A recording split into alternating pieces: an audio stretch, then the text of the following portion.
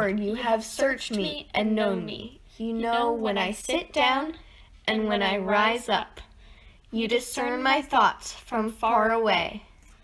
You search out my path and my lying down, and are acquainted with all my ways.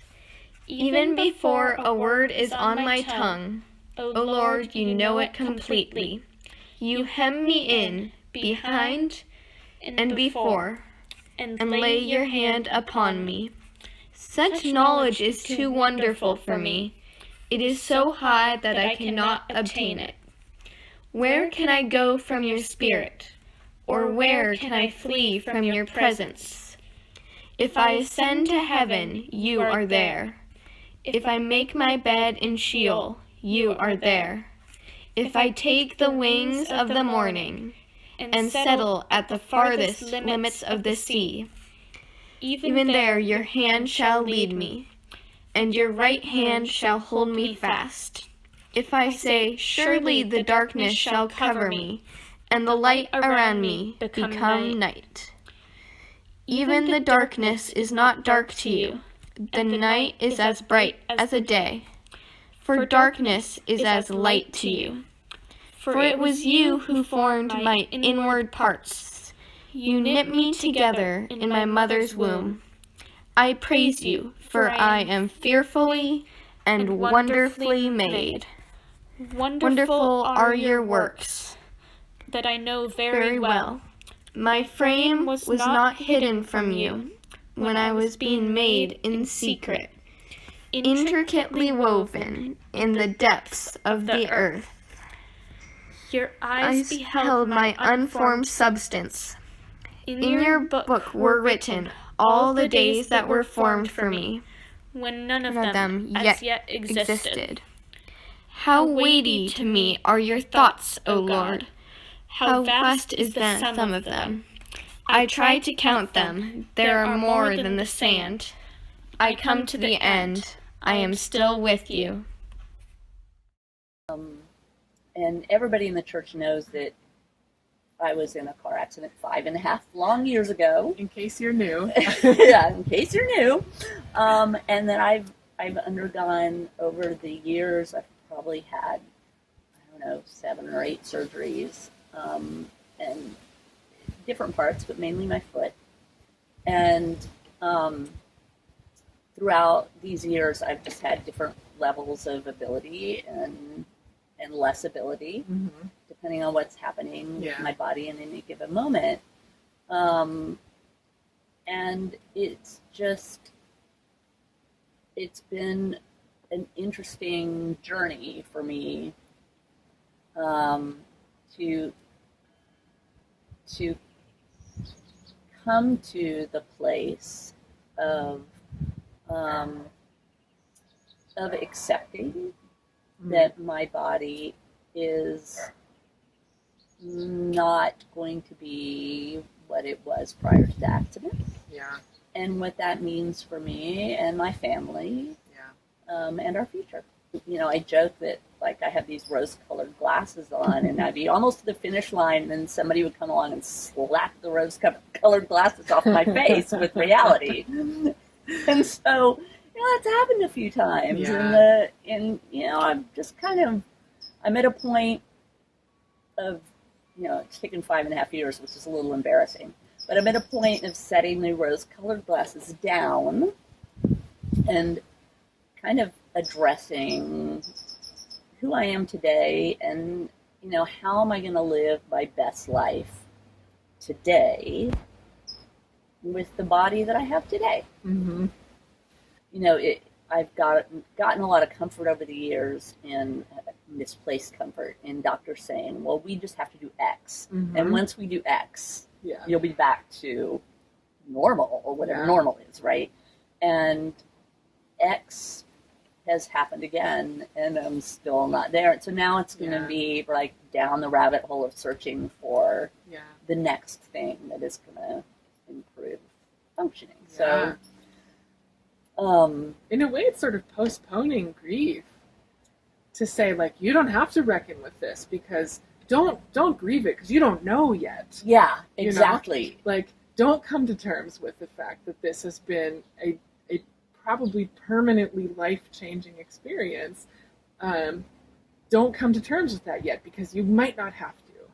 Right. So push that, kick that can down the road. Like, wait, don't deal with that yet, because you might not have to. Instead of saying in the beginning, like, maybe do some reckoning with, like, this was a really profound experience. And even if you were to have regained function all the way back to baseline, it would still have been a profound, life-altering experience. Yes. That's really interesting, because that makes me think about the fact that, so during the actual accident, Mm-hmm. when the car pulled out in front of me and time slowed dramatically in this very strange way, Mm-hmm. the thoughts that went through my head in that moment were, oh, that car's pulling out. There is absolutely no way that I can stop. In fact, there's no way I can even get my foot on the brake in time. Mm-hmm. I actually had time to do kind of a moral analysis of, but I should try to put my foot on the brake because it's the right thing to do for this person in this other car who's pulled out in front of me. So I actually contemplated that in this weird time warp that is imminent accident. Did put my foot on the brake for what it's worth. And in those moments, what also went through my mind was, if I survive this, it is going to absolutely profoundly change my life and my children's lives. Mm-hmm. I thought about that, all of that in those milliseconds. And yet, post-accident, all of the doctors have been like, we're going to get you your life back. Not in those words, but that's been the implication. And my striving has all been to get my life back the way it was.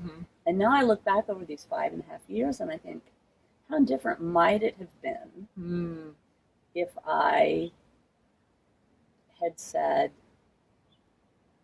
I don't need that life back. I have my life now. Yeah. I still struggle with the temptation of falling into that mindset again. And, and very well-meaning and loving people in my life say things like, when are you getting back to that place? So it's so much in our culture. Yeah, and it goes to we talked a little bit before we were recording, we talked a little bit about inspiration. And I think sometimes that kind of striving and that kind of saying, like, well, I refuse to accept anything other than getting my exactly former abilities back or whatever, that sometimes you get that kind of feedback, like, oh, that's so inspiring, that's so wonderful, you're so brave or whatever.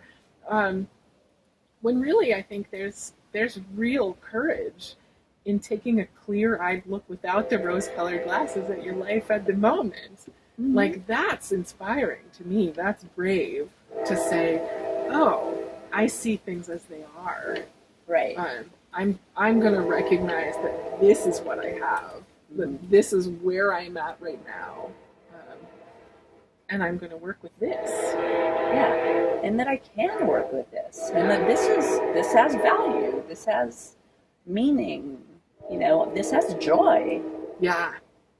I can find joy in this space. Totally. If I let myself, if I get out of kind of waiting mode or pause or life on hold mode and just let myself live, there's joy to be found here. Yeah, joy and encounter and connection and meaning and, meaningful action towards change and progress. Like, all that stuff is still accessible, even if it's not precisely what it used to look like.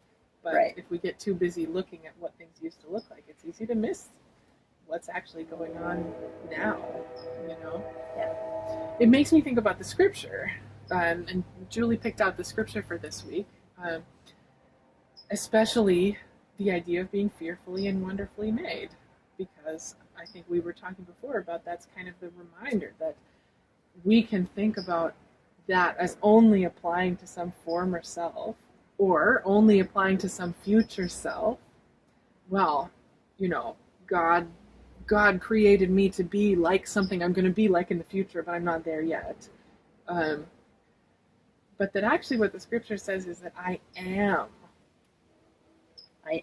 fearfully and wonderfully made. And that is why every time that scripture is read in church since my accident, it's made me tear up, because it has been a very clear reminder that who I am today in this moment, whatever condition my body is in or my mind is in or my spirit is in, that right now, this particular self, this exact body, that's a profound claim, and it pushes back against a big picture societal thing about what an ideal body is like, what God could have intended. Right.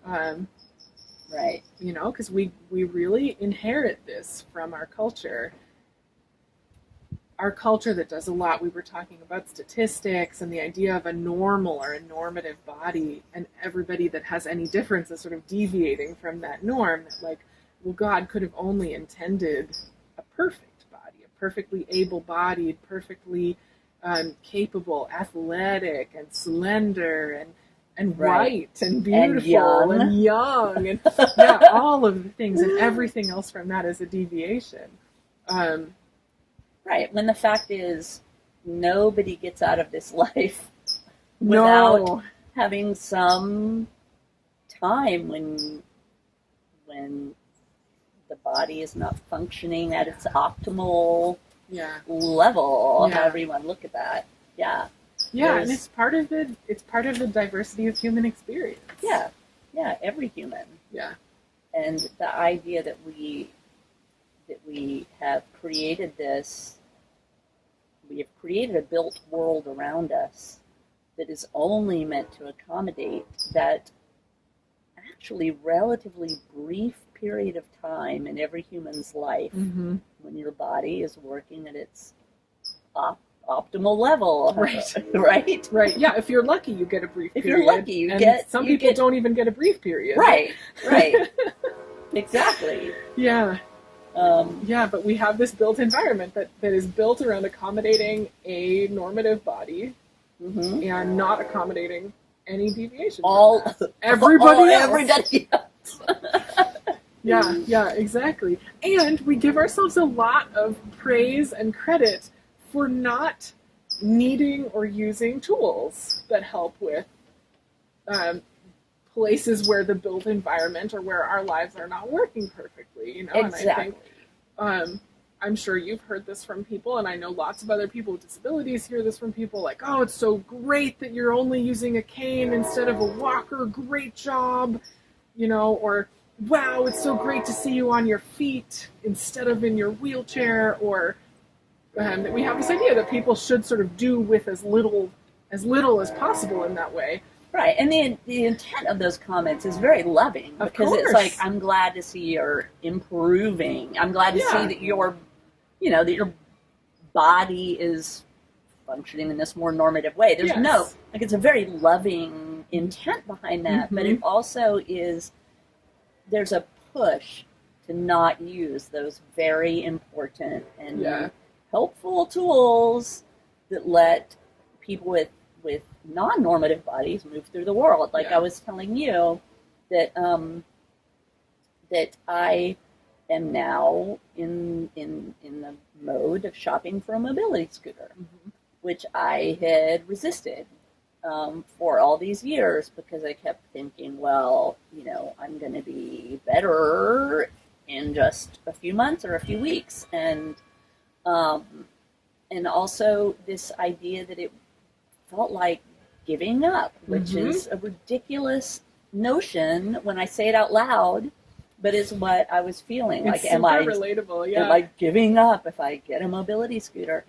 And yet, I was having this conversation with Lorenzo, which really was powerful. I casually said, I'm looking for a mobility scooter, and I hate finally doing this, but I've been living in this very walkable neighborhood for 10 years. And for 5.5 of those 10 years, I haven't been able to walk around in it. I haven't been able to walk to the grocery store or walk to a restaurant with the kids because of what's happened.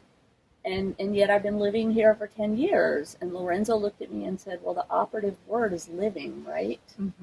And it hit me like a ton of bricks. I mean, you talk about a God wink. This was like a God sledgehammer to the head, right? It was like, a loving one. It was like, yes, I don't have to wait to live. I get to live who I am now with the body I have now. And why not use the tools available to me to let me live my life?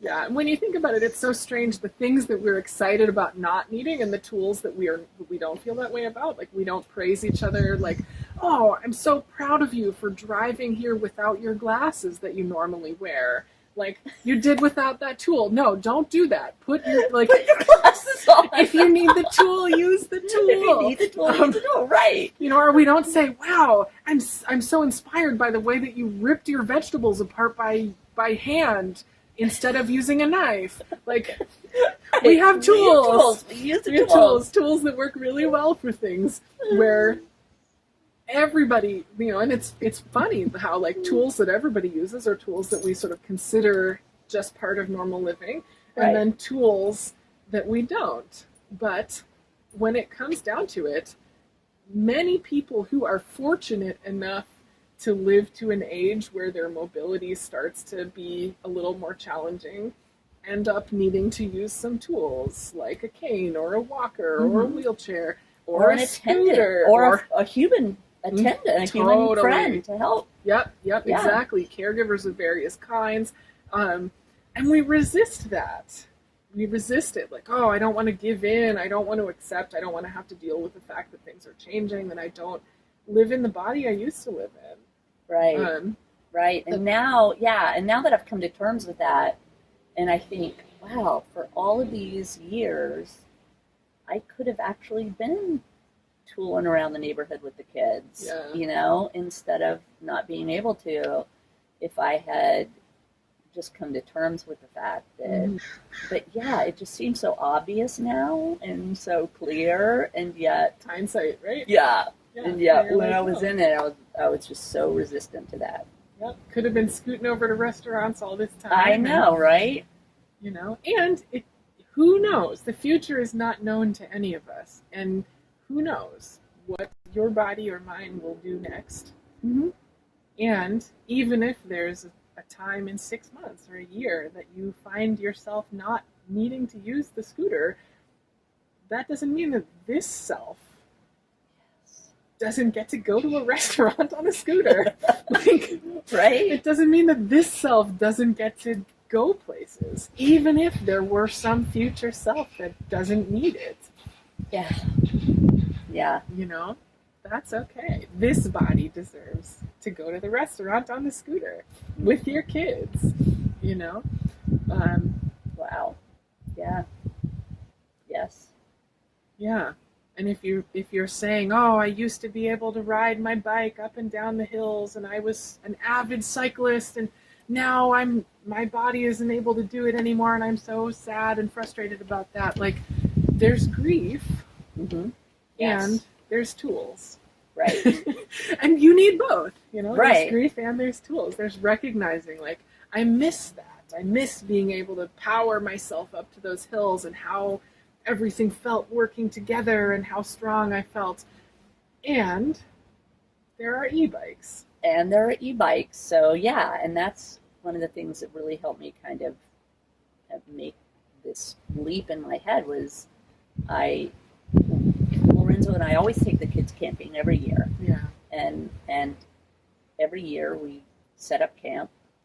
They do most of the setting up and they go out hiking, and I sit in the camp in a camp chair and read a book. Yeah. And it's lovely, but I miss out on that. And I used to love to hike. And this summer we went to Yosemite, and the kids took their bikes, and I just decided I'm not going to miss out anymore, and I rented an e-bike. Mm-hmm. I rented an e-bike to take with us, and it does all the work.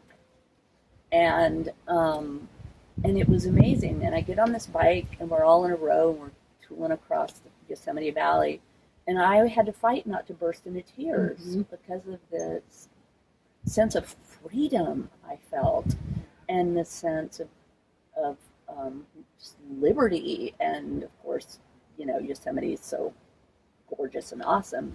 And I was with my kids, and I was experiencing it with them. Yeah. And it was astounding. And that really is what kind of pushed me over the edge. Like, okay, I can do this all the time if I get the darn scooter. Yeah. I can be with my kids, Mm-hmm. and we can do things outside, and we can go to museums and amusement parks and all of the things that I always love doing with my kids that I haven't done. I mean, it's like I could do that. Yeah. Well, you've been waiting to get, to have a body that could do them the way that you used to do them, all the while missing out on the way that your body could do them now. And there's still grief, and it might not be everything, and it might not be everything the same way, and that's okay. But I think there's something to be said for accepting, like, this body deserves to do those things. This body gets to. Yeah. We this have body tools gets to. for this. Yeah. Yeah. And what would it be like for all of us to say, all the things that I love, this body deserves them. Yeah. Like, this body gets to. Yeah. What would the tools be like to do those things, to go those places, to not wait for some future self who is healthier or thinner or, anything like that. Less gray, even less busy. Like, yeah. What would it be like to yeah. say, this is the only body, this is the only moment This that is the we only live time. in. This is the time there is. Yeah. And let's make the connections that we can, and let's find the joys that we can, and let's be in our lives now.